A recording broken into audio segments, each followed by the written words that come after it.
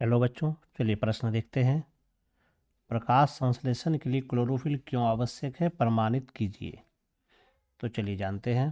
सबसे पहले इससे संबंधित हम मुख्य अवधारणा को देखते हैं। तो यहाँ पर जो पूछा जा रहा है वो है प्रकाश संश्लेषण। प्रकाश संश्लेषण तो इसके लिए कई पदार्थों की आवश्यकता होती है, जैसे कार्बन डाइऑक्साइड की आवश्यकता होती है, जल की आवश्यकता होती है, सूर्य प्रकाश की आवश्यकता होती है और सबसे महत्वपूर्ण क्लोरोफिल की आवश्यकता होती है। ये चारों चीज़ प्रकाश संश्लेषण के लिए अनिवार्य है। तो यहाँ पर क्लोरोफिल के लिए स्पेशली पूछा जा रहा है। तो चलिए जानते हैं क्लोरोफिल से संबंधित बातों को। क्लोरोफिल एक प्रकार का वर्णक है जो हरित लवक में थाइलाक्वाइड के अंदर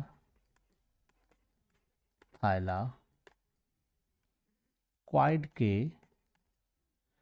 अंदर झिल्ली पर पाया जाता है और इसका जो महत्वपूर्ण काम होता है, क्योंकि हम जानते हैं कि प्रकाश संश्लेषण की जो संपूर्ण अभिक्रिया होती है यह दो चरणों में पूरी होती है।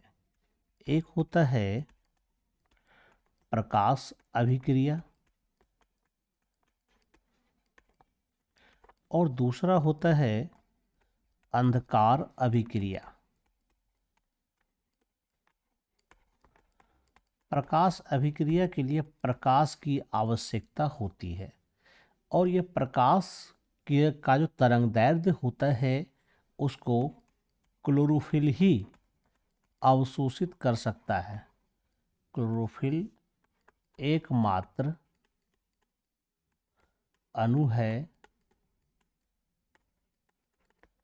जो सूर्य प्रकाश यानी उसकी जो तरंगदैर्ध्य होता है प्रकाश का, जो उसकी ऊर्जा होती है, उसको यह अवशोषित करता है।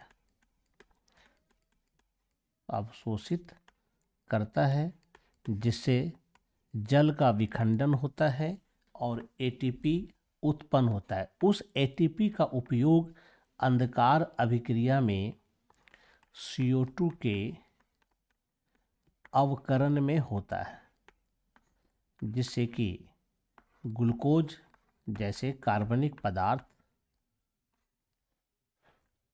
बनता है।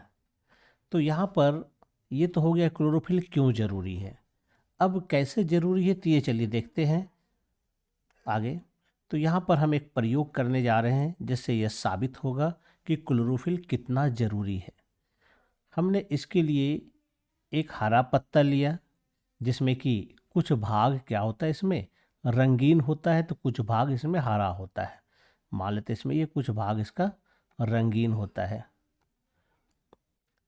ऐसे पौधे को हम पहले क्या करते हैं, 24 से 48 घंटों के लिए अंधकार में रख देते हैं ताकि इस पत्ती में जो मौजूद स्टार्च होगा वो स्टार्च समाप्त हो जाएगा। यानी कि हम जो यहाँ पर पत्ती लेंगे वो स्टार्च रहित पत्ती लेंगे। इसके लिए हमें पौधे को जो है अंधेरे में 1-2 दिन के लिए रखना होता है, जिससे उसका स्टार्च खत्म हो जाता है। इसके बाद हम इस पौधे को लाते हैं और इसके पत्ती पर हम क्या करते हैं, क्योंकि जहाँ जहाँ रंगीन निशान होते हैं यानी जहाँ जहाँ पत्ती का हरा भाग नहीं होता है अर्थात वहाँ पर क्लोरोफिल नहीं, उसको हम पेंसिल से इस तरह से घेरा लगा देते हैं। इसके बाद इसको हम लोग अल्कोहल में इसको हम लोग गर्म करते हैं। गर्म करने के बाद हम इसमें जांचते हैं कि इसमें प्रकाश संश्लेषण हुआ या नहीं हुआ। इसके लिए इसको हम पहले धूप में भी रखते हैं। धूप में रखने के बाद हम इसमें गर्म करते हैं। इसके बाद पत्ती को तोड़ते हैं और इस पर हम आयोडीन का घोल डालते हैं। आयोडीन का घोल डालने से क्या होता है, जो हमारा ये रंगीन भाग था ये रंगीन भाग पर कोई असर नहीं होगा, लेकिन अन्य भाग क्या होता है, यहाँ पर नीला रंग का हो जाता है, नीला या फिर काला हो जाता है। ये नीला रंग होने का मतलब क्या है कि यहाँ जो आयोडीन पड़ा था, ये आयोडीन स्टार्च के साथ, स्टार्च तभी बन सकता है जब प्रकाश संश्लेषण हुआ होगा।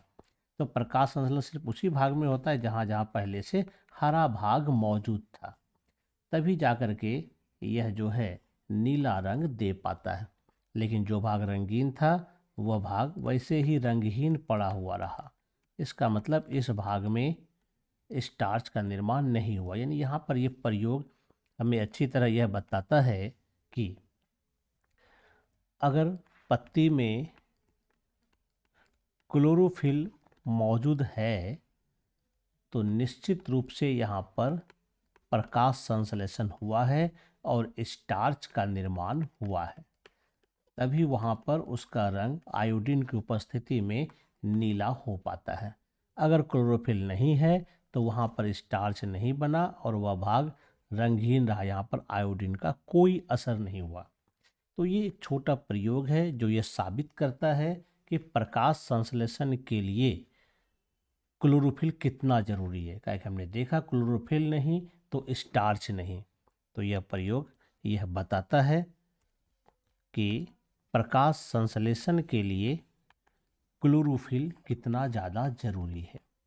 आशा करता हूँ आप समझ गए होंगे। धन्यवाद।